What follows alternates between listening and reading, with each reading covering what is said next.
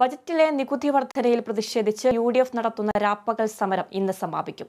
രാവിലെ സെക്രട്ടേറിയറ്റിന് മുന്നിൽ പ്രതിപക്ഷ നേതാവ് VD സതീശൻ സമാപന സമ്മേളനം ഉദ്ഘാടനം ചെയ്യും. ഇന്നലെ വൈകിട്ടാണ് സെക്രട്ടേറിയറ്റിനും കളക്ടറേറ്റുകൾക്കും മുൻപിൽ UDF സമരം ആരംഭിച്ചത്. വിവരങ്ങളുമായി ശരത് കെ ശശി ചേരുന്നു. ശരത്, ഇന്ധന വർധനയിലും അധിക നികുതി പിൻവലിക്കണമെന്നും ആവശ്യപ്പെട്ട് UDF നടത്തുന്ന രാപ്പകൽ സമരം ഇന്ന് അവസാനിക്കും. എന്തൊക്കെയാണ് കൂടുതൽ വിശദാംശങ്ങൾ?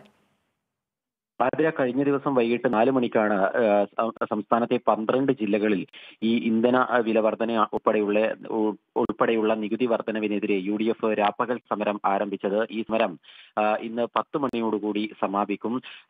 ഇന്നലെ ഈ തിരുവനന്തപുരത്ത് UDF കൺവീനർ MM ഹസൻ ഉദ്ഘാടനം ചെയ്ത രാപ്പകൽ സമരം ഇന്ന് രാവിലെ 10 മണിക്ക് സമാപനം പ്രതിപക്ഷ നേതാവ് VD സതീശനാണ് ഉദ്ഘാടനം ചെയ്യുക. സംസ്ഥാനതല ഉദ്ഘാടനം കോഴിക്കോട് പ്രതിപക്ഷ നേതാവ് VD സതീശനാണ് നിർവഹിച്ചത്.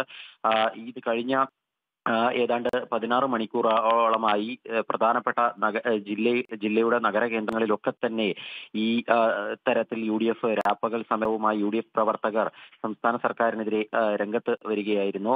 സെക്രട്ടേറിയറ്റിന് മുന്നിലായിരുന്നു തിരുവനന്തപുരത്തെ പ്രതിഷേധം. അതോടൊപ്പം തന്നെ മറ്റ് ജില്ലകളിലും ജില്ലാ കളക്ടറേറ്റുകൾക്ക് മുൻപിൽ UDF രാപ്പകൽ സമരം നടത്തി. മികച്ച ഒരു പിന്തുണയാണ് സമരത്തിന് ലഭിക്കുന്നത്. പൊതുസമൂഹത്തിന്റെ കൂടി പിന്തുണ ഈ സമരത്തിന് ലഭിക്കുന്നുണ്ട് എന്നാണ് UDF നേതാക്കൾ അവകാശപ്പെടുന്നത്.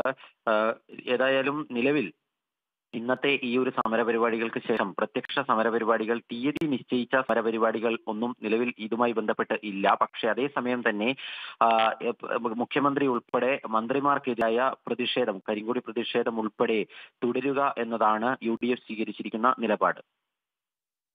വ്യക്തമാണ് ശരത്. ബജറ്റിലെ നികുതി വർധനവിൽ പ്രതിഷേധിച്ച് UDF നടത്തുന്ന രാപ്പകൽ സമരം ഇന്ന് സമാപിക്കും. രാവിലെ സെക്രട്ടേറിയറ്റിന് മുന്നിൽ പ്രതിപക്ഷ നേതാവ് VD സതീശൻ സമാപന സമ്മേളനം ഉദ്ഘാടനം ചെയ്യും. ഇന്നലെ വൈകിട്ടാണ് സെക്രട്ടേറിയറ്റിനും കളക്ടറേറ്റുകൾക്ക് മുന്നിലും UDF സമരം ആരംഭിച്ചത്. വാർത്തയുടെ വിശദാംശങ്ങൾ നൽകുകയായിരുന്നു തിരുവനന്തപുരത്ത് നിന്ന് ശരത്.